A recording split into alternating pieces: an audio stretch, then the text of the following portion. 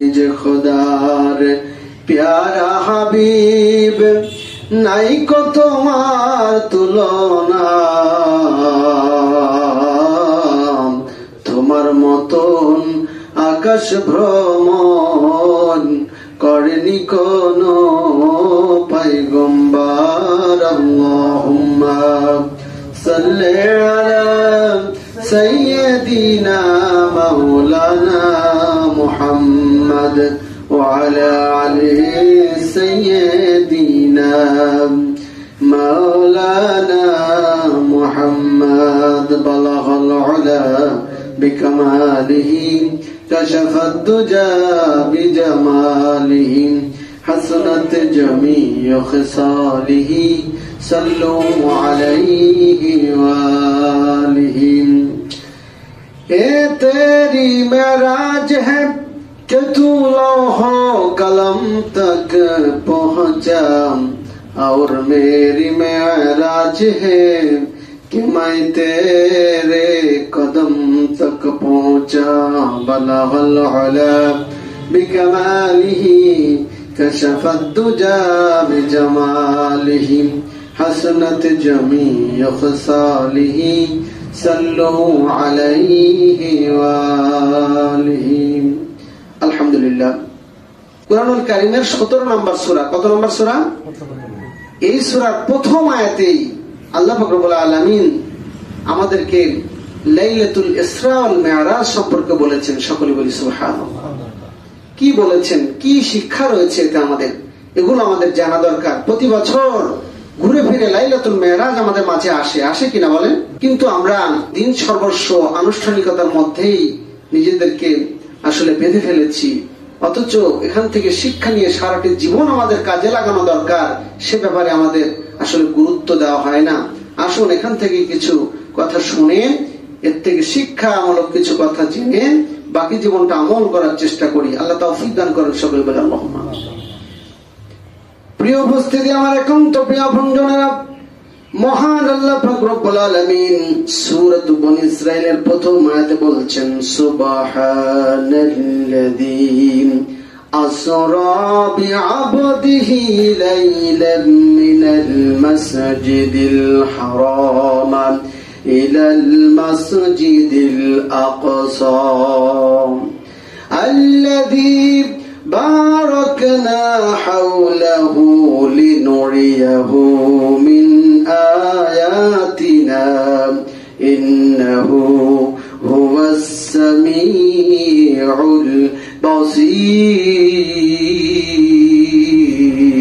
البصير। الله أكبر। আল্লাহ পাক রব্বুল আলামিন বলছেন, তিনি সেই মহান সত্তা যিনি তার এক বান্দাকে কোন এক রজনীতে মসজিদুল হারাম থেকে মসজিদ আকসা পর্যন্ত ভ্রমণ করিয়েছিলেন, যার চতুর্পার্শ্ব ছিল, যে রাত্রির চতুর্দিক ছিল বরকতপূর্ণ, যাতে করে আমি আমার সমস্ত নিদর্শনাবলী তাকে দেখাতে পারি, তাকে অবশ্যই আমি প্রদর্শন করতে পারি। ইন্নাহু হুয়াস সামিউল বাসীর, নিশ্চয় তিনি সর্বশ্রেষ্ঠ জ্ঞানী এবং সর্বশ্রেষ্ঠ তিনি দ্রষ্টা বা দেখনেওয়ালা। সকলে বলি আলহামদুলিল্লাহ। ইয়ারা হাজিরিন, আমার একান্ত প্রিয় আপনজনেরা, আমরা মেরাজের কথা শুনি অনেকেই, কিন্তু ইসরা সম্পর্কে জানি না। ইসরা আর মেরাজ কি? ইসরা হলো মসজিদুল হারাম থেকে মসজিদ আকসা পর্যন্ত যে ভ্রমণ আল্লাহ রাসূল করেছিলেন, এটাকে বলা হয় ইসরা। আর যেহেতু এটা রাত্রি হয়েছিল, এজন্য এটাকে লাইলাতুল ইসরা বলা হয়। আর মসজিদুল আকসা থেকে সপ্তভাগ আসমান জমিন পাড়ি দিয়ে আল্লাহ রাসূল হযরত মুহাম্মদ সাল্লাল্লাহু আলাইহি সাল্লাম তিনি আল্লাহ পাক রব্বুল আলামিনের আরশে আজিমে পৌঁছে গিয়েছিলেন, আল্লাহর সাথে সাক্ষাৎ করেছিলেন। এই ঊর্ধ্বগমনকে বলা হয় মিরাজ। সকলে বলি আলহামদুলিল্লাহ। যেহেতু সেটা রাত্রিতে হয়েছিল, এজন্য সেটাকে লাইলাতুল মিরাজ বলা হয়। আমরা বাংলায় যেমন রাত বলি, আরবিতে বলা হয় লাইলাতুন বা লাইলুন, এজন্য লাইলাতুল ইসরা ওয়াল মিরাজ বলা হয়। আল্লাহ রাসূলের জীবনে এটি একটি অলৌকিক মুজিজাপূর্ণ ঘটনা, যে ঘটনা অন্য কোন মানবের জীবনে, অন্য কোন নবী রাসূলদের জীবনে ঘটেনি। একমাত্র কেবলমাত্র শুধুমাত্র ঘটেছিল আমাদের প্রাণ প্রিয় রাসূল জনাব মুহাম্মদুর রাসূলুল্লাহ সাল্লাল্লাহু আলাইহি সাল্লামের জিন্দেগিতে। আল্লাহ রাসূল সাল্লাল্লাহু আলাইহি সাল্লাম যখন তার বয়স 50 বা 51 বছর, ইতিহাসের কিতাবে লেখা হয়েছে নবুয়তের 10ম বা 11তম বছরে আল্লাহ রাসূল সাল্লাল্লাহু আলাইহি সাল্লামের জীবনে মেরাজের ঘটনা ঘটেছিল। যদিও নির্দিষ্ট মাস এবং বছর এবং তারিখ দিনক্ষণ সম্পর্কে একাধিক মতভেদ রয়েছে। এর কারণ সম্পর্কে সব বেশি বলতে পারবেন আল্লাহ পাক রব্বুল আলামিন। এর ভিতরে যে হিকমত নিহিত রয়েছে আল্লাহ পাক রব্বুল আলামিন সবচেয়ে ভালো জানেন। যাতে করে মানুষ এই দিবসকে কেন্দ্র করে বাড়াবাড়ি করতে না পারে, যাতে করে দিবসকে কেন্দ্র করে মানুষ নানা রকমের আনুষ্ঠানিকতা বানিয়ে মূল ইসলাম থেকে দূরে সরে না যায়, যাতে করে মানুষেরা আগেকার যুগের নবী রাসূলদের উম্মতের মতো করেন এ সম্পর্কে নানা রকমের গোমরাহি পথভ্রষ্টতায় লিপ্ত হয়ে নিজেদের জীবন জিন্দেগিকে বরবাদ করে ফেলতে না পারেন, যাতে করে তারা ক্ষতিগ্রস্ত না হতে পারে। এই লক্ষ্যেই মনে হয় আল্লাহ পাক রব্বুল আলামিন নির্দিষ্ট দিনক্ষণ সম্পর্কে আমাদেরকে জানাননি, যার কারণে ধোঁয়াশা রয়েছে, অস্পষ্টতা রয়েছে, একাধিক দিন সম্পর্কে বলা হয়েছে। তবে ইতিহাসের পাতায় প্রায় 20টির মতো মত রয়েছে। তার মধ্যে একটি গুরুত্বপূর্ণ মত হলো আল্লাহ রাসূল সাল্লাল্লাহু আলাইহি ওয়াসাল্লাম নবুয়তের 10ম বা 11তম বছরে রজব মাসের 27 তারিখের দিবাগত রাত্রিতে মেরাজ করেছিলেন। এটা একটি উল্লেখযোগ্য মত মাত্র, একমাত্র মত নয়। প্রিয় উপস্থিতি আমার, আমরাও এখান থেকে শিক্ষা নিয়ে আমরা অনুরূপ ধারণা পোষণ করব, অনুরূপ ঈমান আকীদা পোষণ করব। তাতে আমাদের জন্য সবচেয়ে সেফটি, সবচেয়ে আমাদের জন্য নিরাপদ। পেয়ারা হাজরিন, আমার একান্ত প্রিয় আপনজনেরা, সে যাই হোক, আল্লাহ রাসূল সাল্লাল্লাহু আলাইহি ওয়াসাল্লাম এশার নামাজের সময়, এই সময় যে নামাজ তখন ছিল সেটা আদায় করে আল্লাহ রাসূল কাবার হাতিমে ঘুমিয়েছিলেন। যারা উমরা বা হজ করতে গিয়েছেন তারা জানেন হাতিমটা কোথায়। এটা একটি মত। আরেকটি মত হলো আল্লাহ রাসূল সাল্লাল্লাহু আলাইহি ওয়াসাল্লাম তার চাচাতো বোন উম্মে হানির ঘরে ঘুমিয়েছিলেন। অন্য আরেকটি মত পাওয়া যায় আল্লাহ রাসূল নিজ গৃহে ঘুমিয়েছিলেন। আল্লাহ রাসূলের বাড়ি আর কাবার চত্বর বেশি একটা দূরে ব্যবস্থা নয়। আমার মনে হয় আল্লাহ রাসূলের বাড়ি থেকে কাবার চত্বরে যদি হেঁটে আসা হয় তাহলে 1-2 মিনিটের বেশি লাগবে না, এতটা কাছাকাছি আল্লাহ রাসূলের বাড়ি। প্রিয় উপস্থিতি, আমার আলোচনার বিষয় সেদিকে নয়। আমি যেটা বলছিলাম, যখন তিনি মেরাজ করবেন তার আগে এই 3টি মতই পাওয়া যায়। আল্লাহ রাসূল নিজের বাড়ি, নিজের গৃহে ঘুমিয়েছিলেন, অথবা চাচাতো বোন উম্মে হানির বাড়িতে ঘুমিয়েছিলেন, অথবা তিনি কাবার চত্বরে কাবার হাতিমে ঘুমিয়েছিলেন। রাতের এক পর্যায়ে ফেরেশতা জিবরাইল আলাইহিস সালাম, অন্য একটা বর্ণনা মতে হযরতে জিবরাইল এবং সাথে হযরতে মিকাইল এসে উপস্থিত হলেন। আল্লাহ রাসূলের সালাম জানিয়ে ঘুম থেকে জাগ্রত করে নিলেন। আল্লাহ রাসূলকে ওযু করালেন। এরপরে অন্য একটি মাত্র আল্লাহ রাসূলকে জমজমের কিনারে নিয়ে যাওয়া হলো। সেখানে আল্লাহ রাসূলের সিনা চাক বা শাক্ক সাদর বা বক্ষ বিতরণ করা হলো, বুককে ফেড়ে ফেলা হলো, সেখান থেকে তার হৃৎপিণ্ড বাইরে বের করে আনা হলো। এরপরে সেটাকে জমজম কূপের পানি দিয়ে সুন্দর করে ধুয়ে তার ভিতরে যদি কোনো অনিষ্টতা, খারাপ বিদাত ছিল সেটা তার থেকে সম্পূর্ণ পরিষ্কার পরিচ্ছন্ন করে এরপরে ঈমান এবং হিকমত দিয়ে সেটাকে পূর্ণ করে আবার স্বাভাবিক করে দেওয়া হলো। সকলে বলে আল্লাহু আকবার। প্রিয় হাজরিন, লম্বা ইতিহাস, সময় কম, সংক্ষিপ্ত ভাবে বলে যায়, আল্লাহ রাসূল সাল্লাল্লাহু আলাইহি সাল্লামকে বক্ষ বিতরণের ঘটনা হয়ে যাওয়ার পরে আল্লাহ রাসূলকে সেখান থেকে বুরাক নামক একটি সুন্দর জানে করেন, যে যানটি ঘোড়ার চেয়ে একটু ছোট কিন্তু গাধার চেয়ে একটু বড়, এরকম প্রকৃতির একটি যান, যেটা বেহেশতি একটি প্রাণী। তাতে করে আল্লাহ রাসূল সাল্লাল্লাহু আলাইহি সাল্লামকে বাইতুল্লাহ মসজিদুল হারাম থেকে মসজিদে আকসা পর্যন্ত নিয়ে যাওয়া হয়েছিল প্রথমে। সেখানে গিয়ে আল্লাহ রাসূল সাল্লাল্লাহু আলাইহি সাল্লাম যানটিকে মসজিদুল আকসার পাশে বেঁধে মসজিদুল আকসায় প্রবেশ করেছিলেন এবং সেখানে 2 রাকাত নামাজ আদায় করেছিলেন। সকলে বলি সুবহানাল্লাহ। যদিও কথাটির ভিতরে দুটি মন্তব্য, দুটি মতামত পাওয়া যায়, আমার কাছে যতটুকু ক্ষুদ্র জ্ঞান মনে হয়েছে, আল্লাহ রাসূল যখন মেরাজ করেছিলেন তার পূর্বে মসজিদুল আকসায় গিয়ে 2 রাকাত দুখুলুল মসজিদ আদায় করেছিলেন।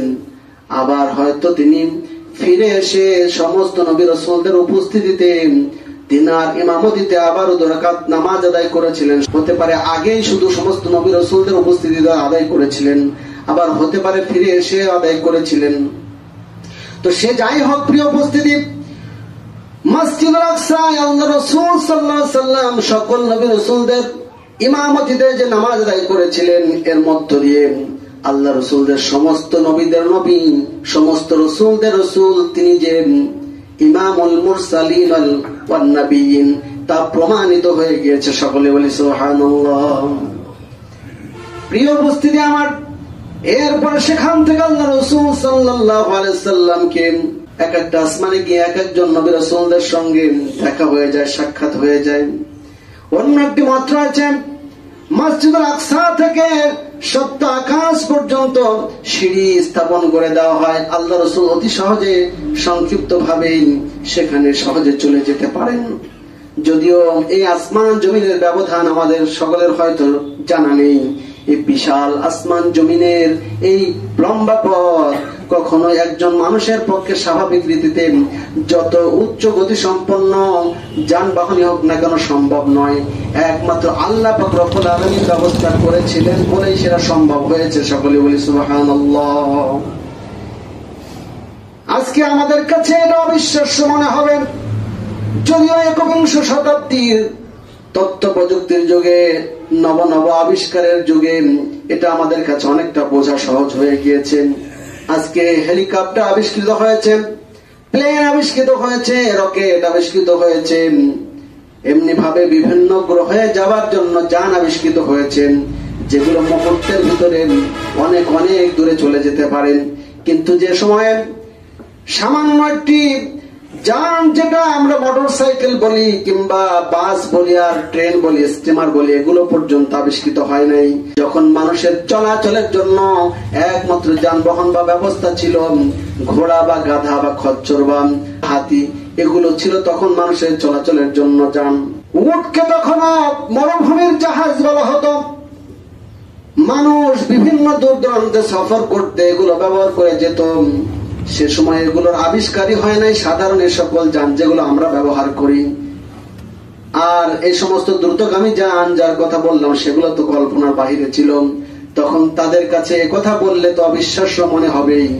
এখন আমাদের কাছে যদি এটা বলা হয়, তারপর আমরা অনেকটা বিশ্বাস করে নেব, যদি আসমান জমিনের এই দূরত্ব সম্পর্কে আমাদের খুব একটা জানা না থাকে। আমরা যদি মনে করি এই পৃথিবী থেকে চাঁদে যাওয়া কিংবা পৃথিবী থেকে মঙ্গল গ্রহে যাওয়া, এটা তো সহজ, এটা তো গিয়েছে অলরেডি, এটা সম্ভব। কিন্তু এখনো আজ থেকে এত শত শত বছর সেই সূচনা থেকে পার হয়ে গিয়েছে, তারপরেও মানুষ এই সৌরজগতের যে সকল গ্রহ উপগ্রহ গুলো রয়েছে, সেগুলোর প্রতিটিতে যেতে সক্ষম হয় না, হয়েছে নাকি বলেন? অথচ এরকম সৌরজগৎ এই মহাকাশে অনেক রয়েছে। একটি সৌরজগৎ আবিষ্কার করতে, একটি সৌরজগতের গ্রহ উপগ্রহে যেতে মানুষ সক্ষম হয়নি। অথচ আল্লাহ রাসূল সাল্লাল্লাহু আলাইহি সাল্লাম এগুলো তো প্রথম আসমানের ব্যাপার, এর চেয়ে আরো অনেক অনেক গুণ দূরত্বের জায়গা, দ্বিতীয় আসমান, তৃতীয় আসমান, চতুর্থ আসমান, পঞ্চম আসমান, ষষ্ঠ আসমান, সপ্তম আসমান, সেগুলো তো কল্পনার বাহিরে থেকে যায়। এই জন্য আল্লাহ রাসূল সাল্লাল্লাহু আলাইহি সাল্লাম যখন মেরাজ করে ফিরে আসলেন, সাহাবীদেরকে বললেন, উপস্থিত জনতাকে বললেন, আমি মসজিদুল হারাম থেকে মসজিদে আকসা গিয়েছি গত রাত্রিতে, এবং সেখান থেকে ঊর্ধ্বগমন করে 70 আসমান জমিন পাড়ি দিয়ে আল্লাহর সঙ্গে সাক্ষাৎ করেছি, আর সে আজিমে গিয়ে আল্লাহর সঙ্গে দিদার করেছি। তখন তারা এটা একেবারেই মিথ্যা মনে করলো, এটাকে হাস্যকর মনে করেছিল। এটা করতেই পারে, এটা স্বাভাবিক ব্যাপার, কথা বলেন ঠিক কিনা? তখন তো এত কিছু আবিষ্কৃত হয়নি। এখন আমাদের কাছে অনেকটা মনে হচ্ছে যে এটা সম্ভব, এটা হতে পারে। যদি দূরত্ব সম্পর্কে আমাদের ধারণা না থাকে, আমরা যদি মনে করি যে এই আসমান গুলোর দূরত্ব হয়তো চাঁদে যাওয়া বা মঙ্গল গ্রহে যাওয়া, আমাদের কাছে মনে হতে পারে যেটা সম্ভব, কিন্তু তখন এগুলো কিছুই আবিষ্কৃত হয়নি। তখনকার মানুষ এমনটা মনে করেছে যে মসজিদুল আকসা থেকে ঊর্ধ্বগমনে 7 তবক আসমান জমিনের কথা বাদই দিলাম, এই মসজিদুল হারাম থেকে মক্কা থেকে ওই ফিলিস্তিনের মসজিদুল আকসা পর্যন্ত যেতে যেখানে এই উটে বা হাতি বা এই ধরনের জানে প্রায় 1 মাস লেগে যায়, সেখানে রাতারাতি কিভাবে ফিরে আসে এটা অসম্ভব, এটাই তারা বিশ্বাস করে নাই। কিন্তু আল্লাহ পাক রব্বুল আলামিন তিনি যখন কোনো কিছু চান যে এই জিনিসটা করব, এই জিনিসটা হবে, শুধু বলেন কোন, এই এতটুকু নির্দেশ সূচক ক্রিয়া তিনি ব্যবহার করেন, কোন হও ফায়াকুন, অমনি হয়ে যায়। সকলে বলি সুবহানাল্লাহ। যে আল্লাহ পাক রব্বুল আলামিন এই আসমান জমিন, এই মানুষ, এই সকল ব্যবস্থাপনা সৃষ্টি করেছেন, তিনি যদি সব কিছুকে মুহূর্তের জন্য থামিয়ে দিয়ে আবার তার যে কাজটা ঘটানোর সেটা ঘটিয়ে আবার সচল করেন, আল্লাহ পারেন কি পারেন না? পারেন। তো এরকম কিছু ঘটেছে বা হয়েছে, আল্লাহ পাক রব্বুল আলামিন চেয়েছেন তাই হয়েছে। এটার উপরে বিশ্বাস রাখা আমাদের ইমানি চেতনা, এমনি ভাবেই হওয়া, এটা আমাদের জন্য দায়িত্ব, এটা আমাদের ইমান। আর আপনি যদি সন্দেহ পোষণ করেন, নানা রকমের যুক্তি উপস্থাপন করেন, তারপরে অনেক রকমের যুক্তি, অনেক রকমের বিভ্রান্তিকর কথাবার্তা বলা হয়েছে, সেগুলো কোরআন হাদিস দিয়ে, বিজ্ঞান দিয়ে, যুক্তি দিয়ে খণ্ডন করা হয়েছে। ইসলামের এই অলৌকিক মুজিজা ইসরা ওয়াল মিরাজ যেটা রাসূলের জীবনে ঘটেছিল, সেটা শতভাগ প্রমাণিত হয়েছে। সকলে বলি আল্লাহু আকবার। আল্লাহ রাসূল সাল্লাল্লাহু আলাইহি সাল্লাম প্রথম আসমানে গেলেন, সেখানে গিয়ে হযরতে আদম আলাইহিস সালাতু ওয়াস সালামের সঙ্গে সাক্ষাৎ হয়ে গেল। প্রথম আসমানে যাওয়া হয়েছে, সেখানে যখন আসমানের ভিতরে তিনি যাবেন, এখানে দরজা লাগানো রয়েছে, আর সেখানে আল্লাহ পাক রব্বুল আলামিন নিযুক্ত ফেরেশতা রয়েছেন। যখন ফেরেশতা জিবরাইল সালাম জানিয়ে অনুমতি চাইলেন, তখন বললেন আপনার সাথে উনি কে? তখন হযরতে জিবরাইল বললেন সর্বশেষ নবী হযরত মুহাম্মদ সাল্লাল্লাহু আলাইহি সাল্লাম, তাকে কি নিয়ে যাওয়ার জন্য আদেশ করা হয়েছে, নির্দেশনা দেওয়া হয়েছে? তিনি বললেন হ্যাঁ দেওয়া হয়েছে। তখন তাকে অনুমতি দেওয়া হয়েছে, এরপরে প্রথম আসমানে প্রবেশ করেছেন।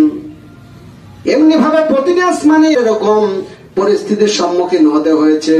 প্রতিটি আসমানে এক একজন নবী রাসূলের সঙ্গে সাক্ষাৎ হয়েছে। দ্বিতীয় আসমানে গিয়ে হযরতে ইয়াহইয়া এবং ঈসা আলাইহিস সালামের সঙ্গে সাক্ষাৎ হয়েছে। তৃতীয় আসমানে হযরত ইউসুফ আলাইহিস সালামের সঙ্গে সাক্ষাৎ হয়েছে। চতুর্থ আসমানে হযরত ইদ্রিস আলাইহিস সালামের সঙ্গে সাক্ষাৎ হয়েছে। পঞ্চম আসমানে হযরত হারুন আলাইহিস সালামের সঙ্গে সাক্ষাৎ হয়েছে। ষষ্ঠ আসমানে হযরতে মূসা কালিমুল্লাহর সঙ্গে সাক্ষাৎ হয়েছে। আর সপ্তম আসমানে হযরতে ইব্রাহিম খলিলের সঙ্গে সাক্ষাৎ হয়েছে। সকলে বলি সুবহানাল্লাহ।